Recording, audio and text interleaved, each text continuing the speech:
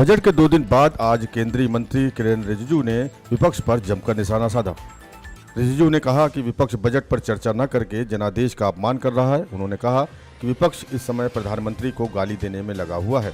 PM के खिलाफ आपत्तिजनक भाषा बोली जा रही है।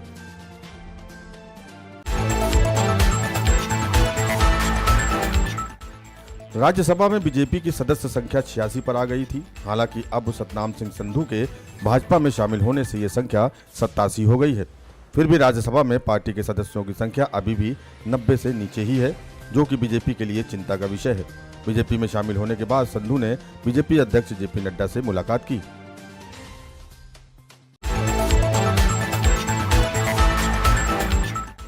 आम आदमी पार्टी के राष्ट्रीय संगठन महामंत्री और राज्यसभा सांसद डॉक्टर संदीप पाठक ने बजट 2024-25 को लेकर केंद्र सरकार पर निशाना साधा है।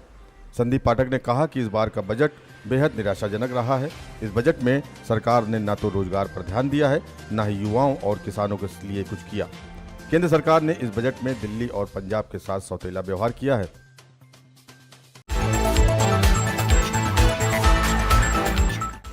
सुप्रीम कोर्ट ने गुरुवार को खनन पर लगने वाले रॉयल्टी को लेकर बड़ा फैसला सुनाया।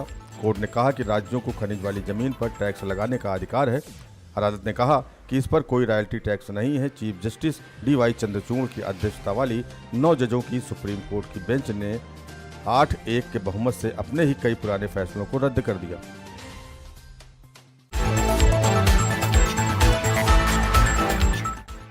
लोकसभा में बुधवार को बजट पर चर्चा के दौरान अध्यक्ष ओम बिरला और टीएमसी सांसद अभिषेक बनर्जी के बीच कई बार तीखी नोकझोंक देखने को मिली। बनर्जी ने सत्ता पक्ष के सदस्यों से कहा, अपनी कुर्सी की पेटी बांध कर रखिए, मौसम का मिजाज बिगड़ने वाला है। बनर्जी अपने भाषण में शुरू से ही सरकार पर हमलावर रहे और उन्होंने तीखे अंदाज में प्रधानमंत्री नरेंद्र मोदी, वित्त मंत्री निर्मला सीतारमण और 2024-25 के बजट को निशाना बनाया।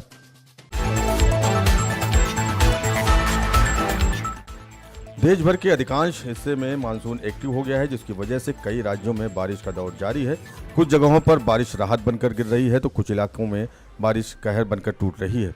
दिल्ली NCR पिछले कुछ दिनों से उमस का प्रकोप झेल रहा था। ऐसे में बीते 2 दिनों से हो रही बारिश राहत की किरण बनकर आई है, लेकिन कुछ राज्य ऐसे भी हैं जहां पर बारिश की वजह से बाढ़ जैसे हालात बन गए हैं।